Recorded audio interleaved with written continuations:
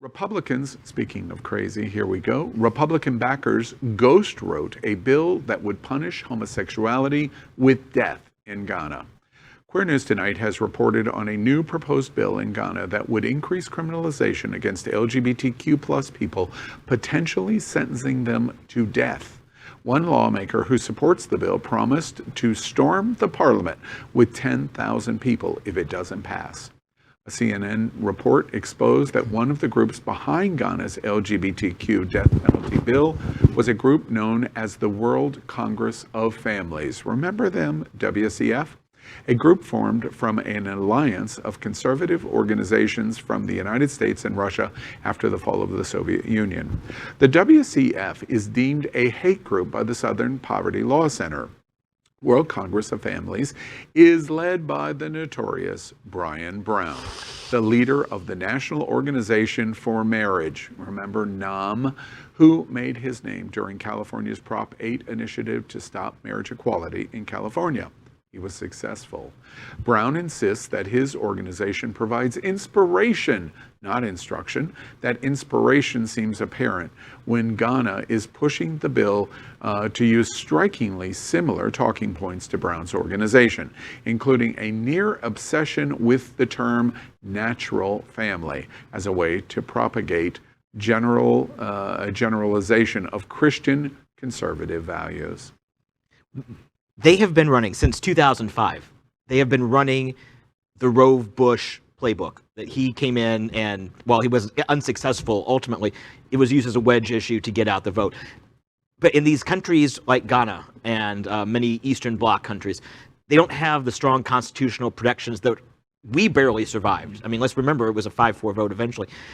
So they have been running this sort of Halloween, frightening, multi-ecumenicalism of faiths to continue to stick the knife in our gut around the world. Well, one of the issues, as you said, with places like Ghana, which were colonized, by Europeans, one of the easiest ways for them to get the different tribal, governments to unite was through religion and fear. And the current governments have just maintained that status quo, even as the original colonizing countries have backed out.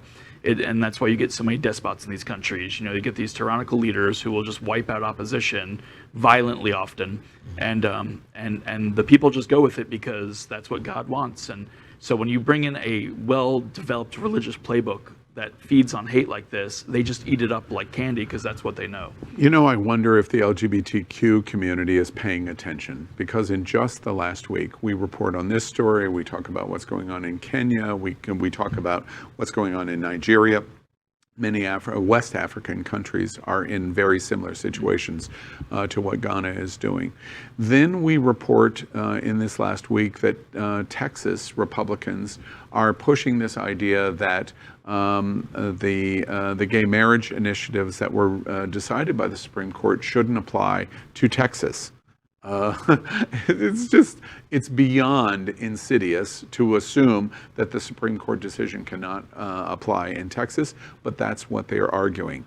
And then finally, I wonder if our community is paying attention that if gay marriage came up for a vote today in the Supreme Court, I think we might lose. Oh, we definitely lose. And as a result, what more do we need with so many in our community saying, well, we got marriage in 15, we're good. We're good.